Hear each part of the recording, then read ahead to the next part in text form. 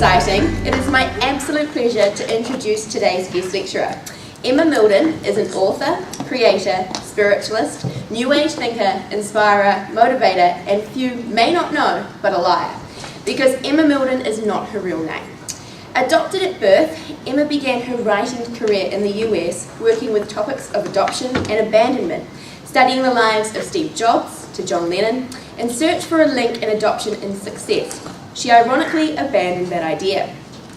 After a creative struggle filled with promise, hope, rejection, and reinvention, Emma is currently at a tipping point in her career, being groomed to be the next big thing in New Age thinking. With 2 US literary agents driving her creative projects, America's largest US publishing house publishing and distributing her book globally, and having her work endorsed by Dr. Libby Cooper and Russell Brand, Emma is now a mover and a shaker, taking on the world with her message. And it all started from the seat you're sitting in today. So listen up to your fellow AUT Bachelor of Communication alumni, kiss goodbye to what you thought you knew about the creative industries, and let's find out how to move from where you are to where you want to be. Please welcome Emma Mildon.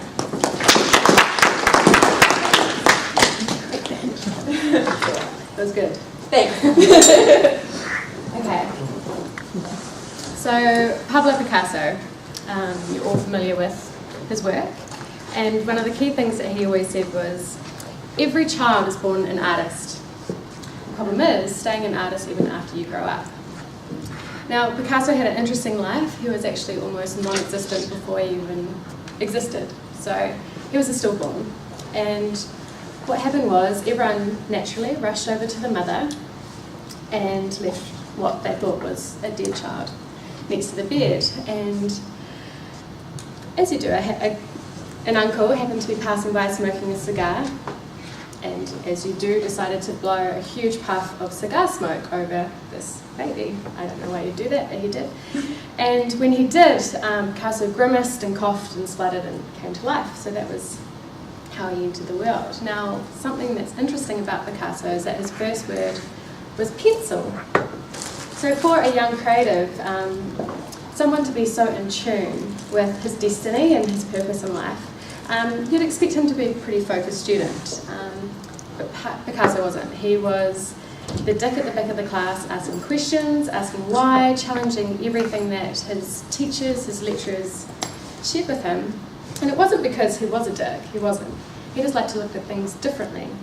So what was a 3, Picasso would want to see an E or an M or a W. And he spent his life decomposing and reconstructing and connecting the dots and looking at things differently. And as you all probably know, he was a driving force behind Cubism and pretty much the catalyst for modern art. So, Picasso. E equals MC squared. Now, Einstein, we're all familiar with Einstein too as a creative thinker. And when we think about him in terms of in a room full of professors, he's quirky, he stood out, he was different.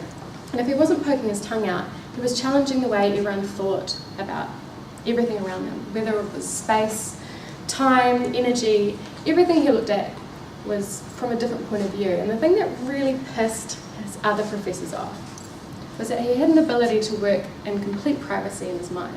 So he had an amazing imagination, and that was the driving force behind his work, because while other professors were doing tests and experiments and writing out reports and essay after essay, he was working in the inner workings of his head, and he would often talk about how he would visualize and have visions of things and dreams of things and picture jigsaw puzzles almost coming together.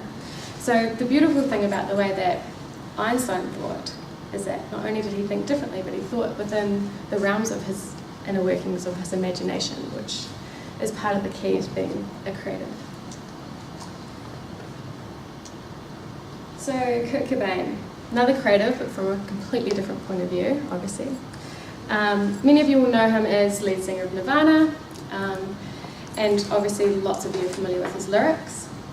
Many of you probably won't be familiar with a lot of his inspirational quotes, or his quotes, which are same but different with lyrics, I guess.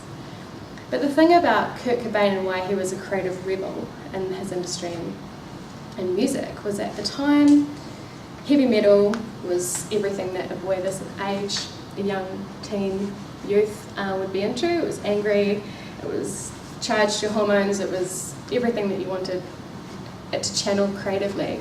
But for Kurt, it wasn't emotional enough. Now, he was very raw and transparent in the way that he channeled his creative energy. He kept a diary, and everything that he did was basically to piss people off, and the fact that if you liked his music, he would work out a way to change it to see if you'd still like it. And even as a person, he was always challenged of whether people liked him or whether he was accepted by people.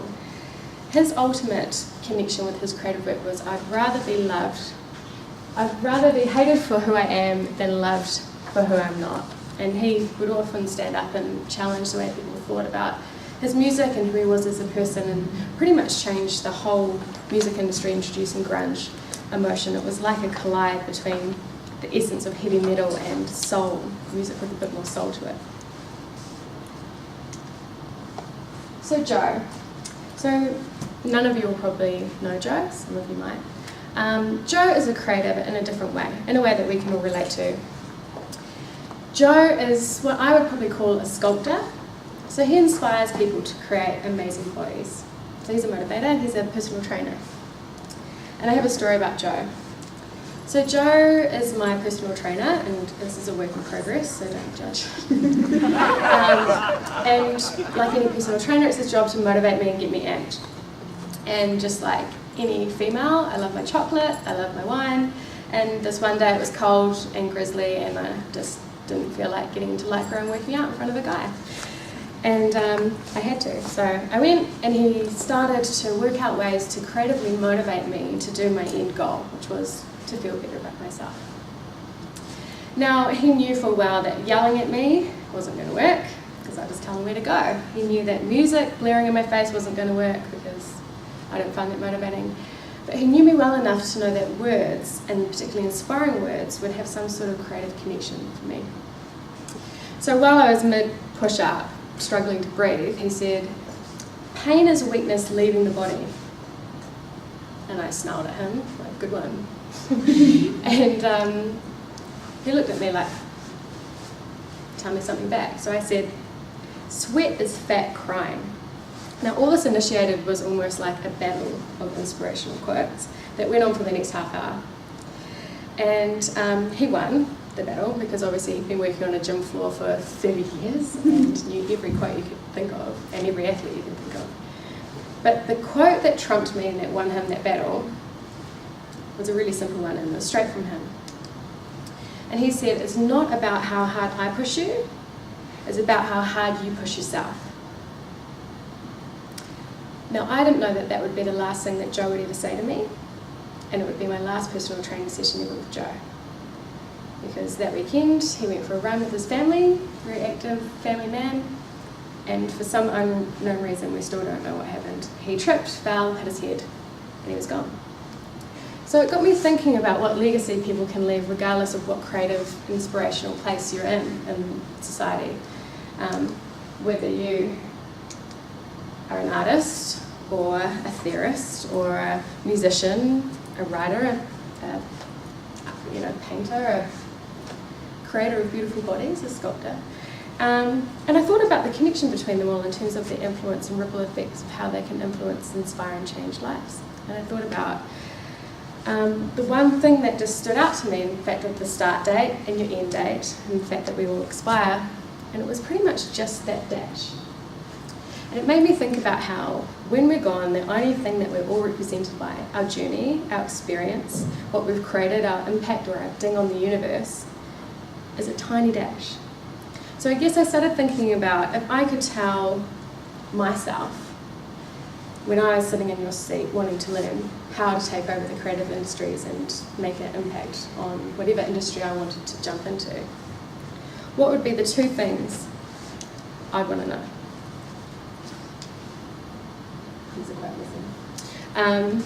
But basically that was two things. You have two options in life. You can leave a legacy, or you can be nobody. And you're all here because you've chosen to be somebody and you want to learn. So if you don't want to learn how to be somebody, then what the hell are you doing with your life? And the whole point of deciding to be in the creative industries is purely because you want to make a mark on the world. in a creative essence. And whether that's through PR, writing, marketing, any creative outlet, it can be advertising, it can be songwriting, it can be singing. You have a chance to live a legacy.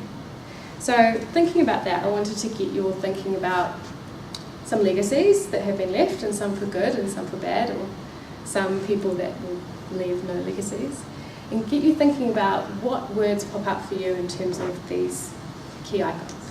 So we have Steve Jobs, and there's a variety of different ways that can be described him, and a few of you are obviously familiar with his products. But in terms of how he influenced people and his impact, and whether he left a good reputation or a bad one, his products are obviously everlasting, even though he ironically talked about how he talked about his work as sediments, because unfortunately software goes out of date and products go out of date, and all he is a sediment in the layer. And he said, one day a geologist will really appreciate my work, but no one else probably will. So he didn't realise how much of an impact he was going to have. We think about Lorde, who is living her legacy. So she's not like Picasso, who left behind a legacy of art that would be, and we'll probably listen to her music forever, but realistically, she's actually living her legacy and present. She gets it. We think about Amy Winehouse and the fact that she was a soul Motown white girl, ironically, that was pushing the boundaries in terms of being a bit of a misfit and a rebel. And we think about what happened, even though she had this amazing creative impact on the world, what happened when she exited. We think about Branson and his impact in terms of gambling everything for his business, investing everything in himself, and really charging the way in the way that you entrepreneur and you invent and you create things. Robin Williams, so obviously we think about how he's left a comedic and dramatic and animated, but then at the same time, the way he's exited is sad and upsetting and sort of conflicts the legacy that he's left behind. And then I couldn't come up with any words for this guy. But he's leaving a legacy, whether we like it or not. So so that was my quote about legacy. So basically saying, if you don't work out what you want to do, or if you don't even think that you want to make an impact on the world, then you should probably get out of the classroom.